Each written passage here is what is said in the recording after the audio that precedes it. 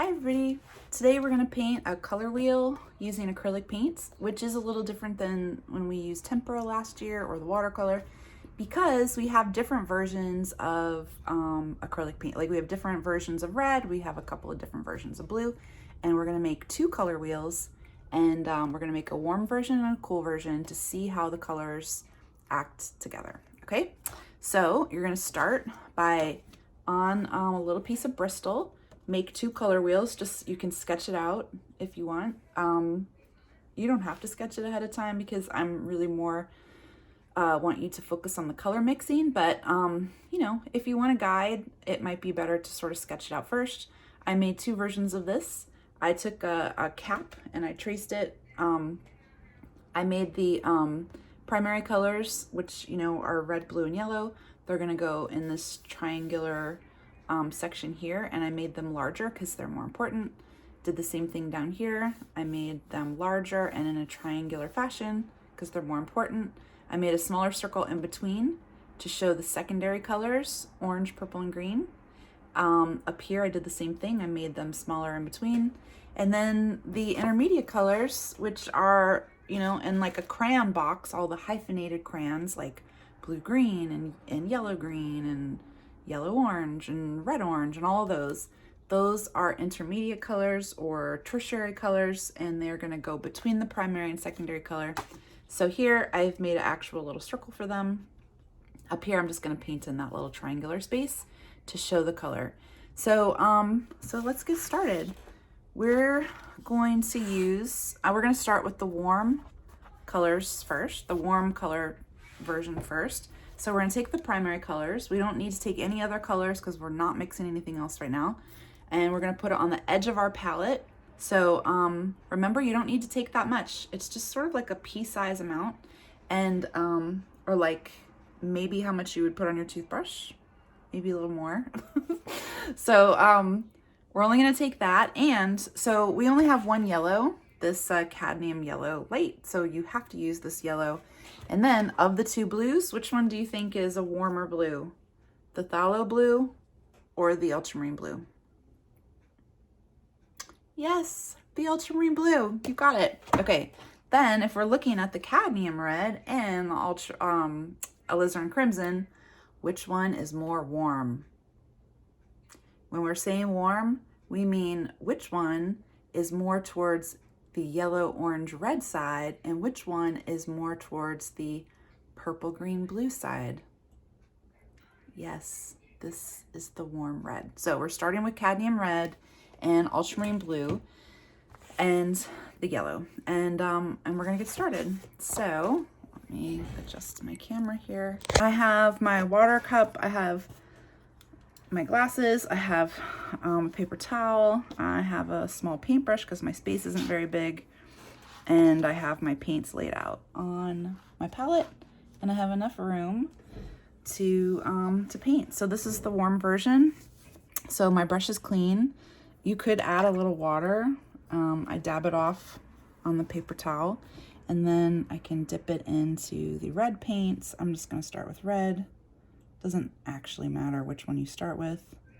Notice that I'm using the paintbrush to spread the paints around. I'm not taking the paintbrush and like going like that. I'm just taking some of the paint. I'm trying not to get it all up in the frill or this metal part of the brush. And I also don't have a lot of water in my brush. If you have a lot of water in your brush, it's going to be very thin, and we don't want to water the paint down at this point. Okay, then we're going to rinse it out, dry it. I'm going to take some of the yellow, paint it on. If the paint is too thick, you could add some water, but you could add water or the medium if you have the medium. At this point, the paint is not too thick. And the yellow, we're gonna have to take some more yellow in a little bit.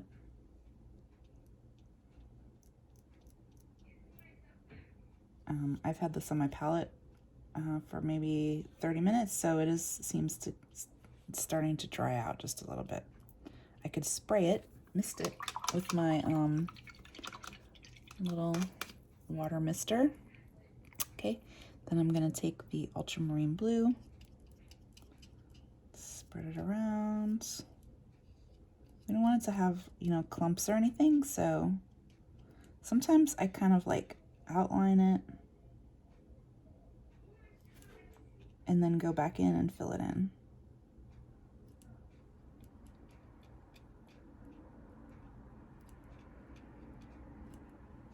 Okay, now since I have blue on my brush and I do want to mix the colors, I'm going to use something that has blue in it. That just makes sense. Why am I going to rinse my brush out and waste even this little bit of paint when I can just use it? So I'm going to take some of this and I'm going to make purple first.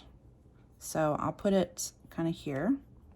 Then I am going to rinse out my brush before I dip it into the red, because I don't want to get a bunch of blue in my red here. So I've taken about the same amount and I'm going to mix it together. And I'm mixing it on my palette, not on my paper. So this is a decent purple. Yay. That means that these two color strengths are pretty similar. We're going to see later, I think it's the yellow. It's not very strong. So, oh, you know, I just like started painting. There have been students in the past who have just taken the purple and then they put it here, or they put it here, which doesn't make sense. So obviously you have to put, if you're taking these two colors, you put it in between those two colors, right? That's showing like the progression. Okay, I have that. Now I'm going to take the same color. I'm going to take a little bit of blue and mix it in to make the blue purple, or the blue violet, whatever you want to call it. And I'm going to paint that in here. See how if I had too much on the brush, I sort of like wipe it off and just dab the tip of it in it so that I can have a sharper, so I can get into smaller spaces.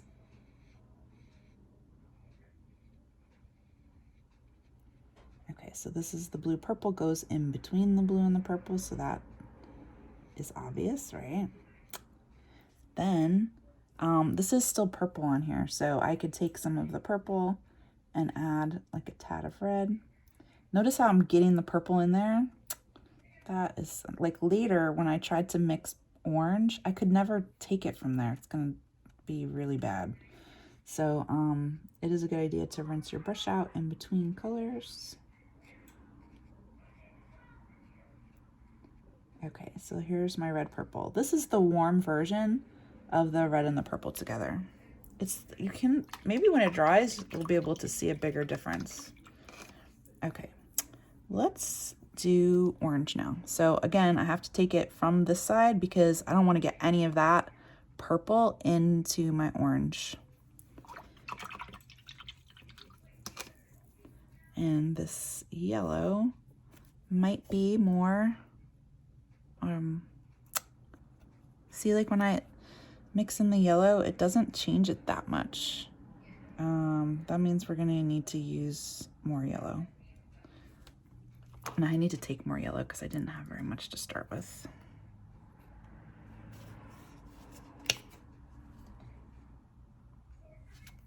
That might be too much. But that's how it came out, so that's okay. We'll figure out how to use it later. So I just took a big glob of yellow and it still is not that potent. So as we can see here, the red is much stronger than the yellow. So that's good to know. That means when we have that, what we're, oh, give me just a second and I'll tell you. Okay, we'll paint the orange in here. Okay, so now to make the red orange, I am going to take a little bit more red. And I don't need a lot of red because the red is much stronger. So I'll take that there. It's going to get painted in between. My little triangular space here is not very big. I could probably go for using a smaller brush. Okay, when you're mixing a color that's not very potent, you should never take a color and mix it into one of your like main colors. That's gonna just it a lot of times wastes a lot of paint. So we know that the yellow is not very strong. So what I do is I take, and I don't need that much. Look at, I'm only filling this little tiny space. So I'm gonna just take a little tiny bit, but it is gonna be more than you see I'm gonna take for the yellow or the orange. So I'm gonna take just a tiny bit of the orange, like what's on the tip of my brush, and mix it in, because that's gonna change it a lot. So this is a really nice yellow orange. Oh, this is like it's kind of a light version. I also didn't take as much water out of my brush, so it's making it more transparent than I thought it would be, but it's okay. All right, so that's yellow orange. Now we're gonna do green, and this is gonna be our warm green. So as you can imagine, oh, it's gonna do the same thing, the blue and the yellow. I'm gonna need more yellow to make it green because, again, like look at, so that's almost like 3 or 4 times as much. We'll see what happens. We might need to add more blue. But this is a really nice green. It could be a tad more blue. So maybe I just take a little bit more blue, mix it in. Okay, so this is a good green. This is the warm version of green. I'm gonna paint it here. So the warm version of green leans towards yellow, right? Where the cool version of green is gonna lean towards blue. Okay, so we have that. Then to make it more yellow, I'm gonna take more yellow, mix it over here. Kind of looks like guacamole. I love this color. And I'm gonna paint that there. And then I'm gonna take more blue. See how sometimes I put it like, I put the cooler ones over here, the warmer ones over there. So this is the blue-green. And I'm gonna paint it here.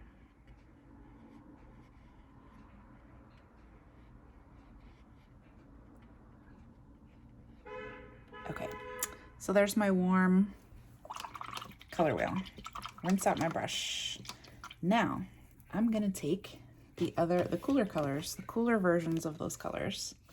Make sure it's still going. It is. Okay, so I'm gonna take some alizarin crimson, which looks a little, and I'm putting it on the edge. The alizarin crimson looks a little bit more magenta-like, right? And then I'm gonna take some of this phthalo blue, which is more, well, you will see, but you can't totally tell from here, but you can tell, I can tell more when it's mixed with white, if it's warmer or cooler. This one has like more green in it, and so if you want to make turquoise, the phthalo blue will make a better turquoise. Okay, so we're gonna do the same thing. I'm gonna put them in the same order. So this is the alizarin crimson. You know, look at it. You can see that this color is closer. It's got more blue in it than that. This red has more orange in it, and this blue, I can't talk, sorry. This red has more orange in it. It's more closer to the warm side of the color wheel, and this one is definitely more towards the cool or the purple side, even though they're both reds, right? So we're gonna see how this changes our color wheel, and this is important because, like, as we're painting, we got to think about these things. You know what I mean? Like, if we're gonna make a painting and we want to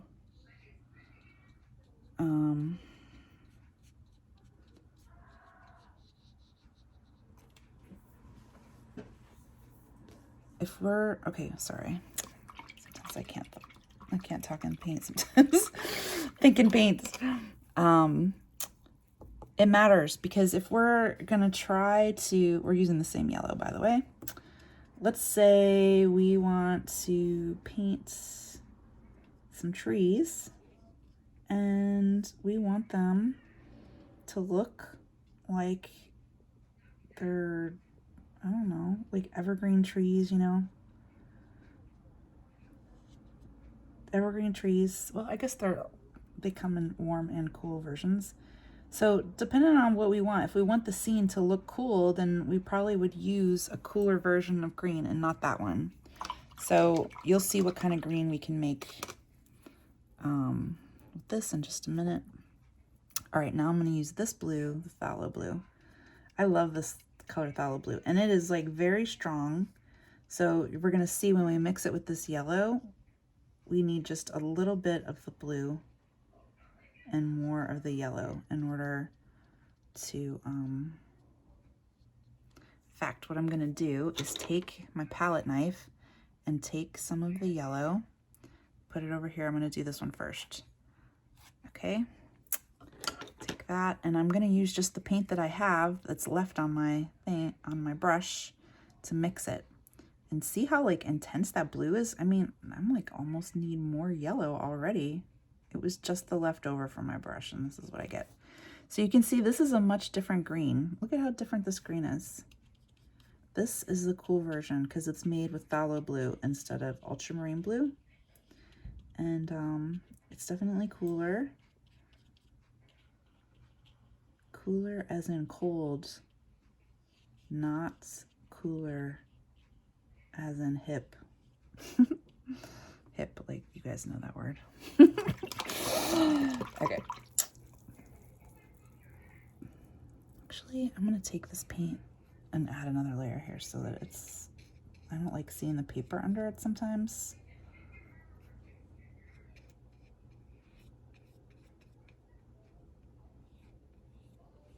Sometimes you want to see the paper under it. Like with watercolor, we want to see that. Right now, I don't really want to see that. Okay, so then I'm gonna make a blue-green, which this almost already looks like blue-green anyway, but I'm gonna make it even bluer. You can even see from this that these colors, oh my goodness, that these colors would make really nice colors if you're painting water. Because they are cool, and you'll see soon when I mix them with white how really pretty and turquoise they can be. And then I'm gonna rinse out my brush, take some of the yellow, put it over here, and then take the same green. This is like almost like a neon yellow green with this phthalo blue mixed in. Which is kind of cool because it's kind of hard to make neon colors, and this is sort of fairly neon-ish. It's kind of exciting. So yeah, maybe you want this like neon color, maybe you don't. See how this one is a lot more toned out? It's less intense. That's because it's all like the warmer colors. Okay. So these are the greens. Rinse out my brush. I'm gonna make the oranges now. I can tell you already, if this is closer to purple and this is yellow, I mean, what happens when you mix complements together? Like yellow and purple mixed together, it makes like a neutral color, right? Any complements, anytime you mix like a complement across from each other on the color wheel, it's gonna become less intense. It's gonna become duller. So like if you want to dull down this orange, add blue. You want this to be like less intense red, add some green, right? You want it to be duller, and then eventually if you mix them enough, you're gonna get like a gray or a brown, like a neutral color, right? So if this red is closer to purple already and I mix it with yellow to make orange, you can only imagine that it's not going to be this like bright, intense, it's not going to look like that intense green, that's for sure. So, I mean, it's kind of a nice orange, but as you can see, it's more of a neutral orange. It's not like this bright and it's not like that orange. So if you want a bright orange, a bright and happy orangey orange, you have to use a warm red like that one. Because this is what happens when you use alizarin crimson. This color is nice though. I mean, I'm not knocking on this color. You might need this color. What do you think this color could be used for?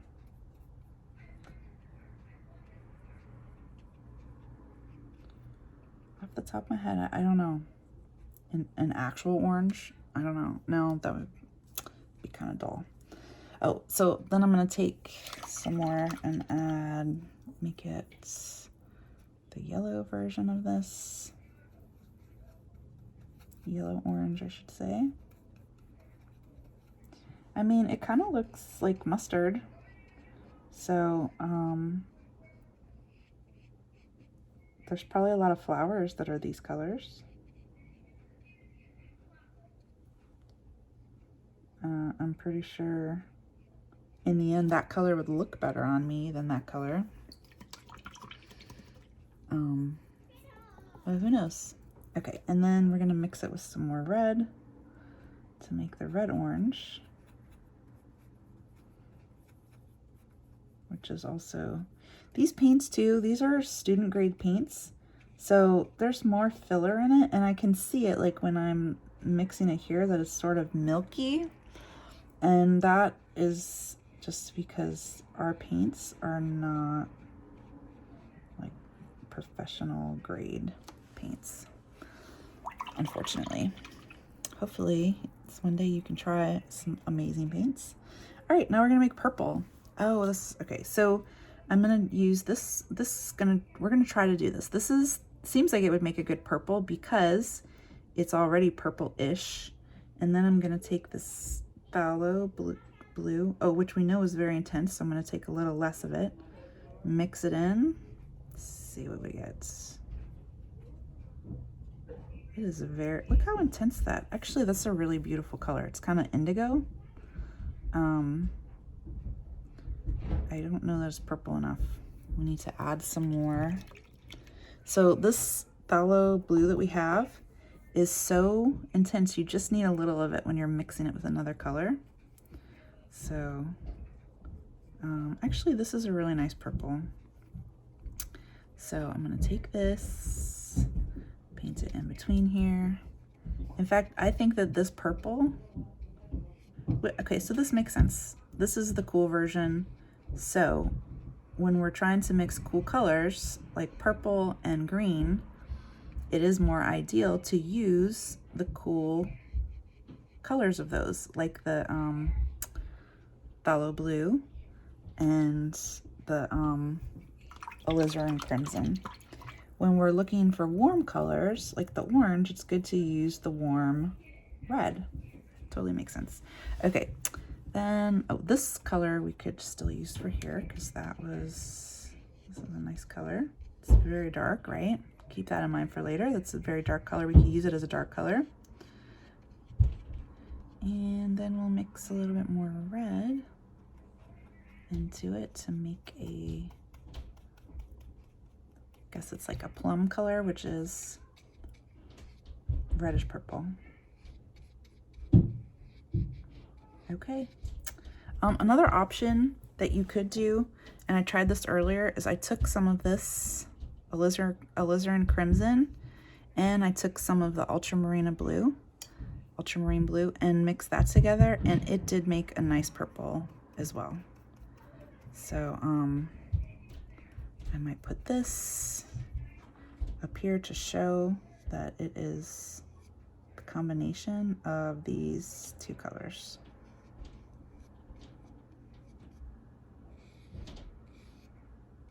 Draw a little line. Okay, so hopefully you've learned a little bit about how this color wheel has worked, and I'm gonna show you a new exercise. Remember, when you're cleaning out your brush, rinse out your brush and dry it. Don't leave it in the sink. Okay, good job, you guys.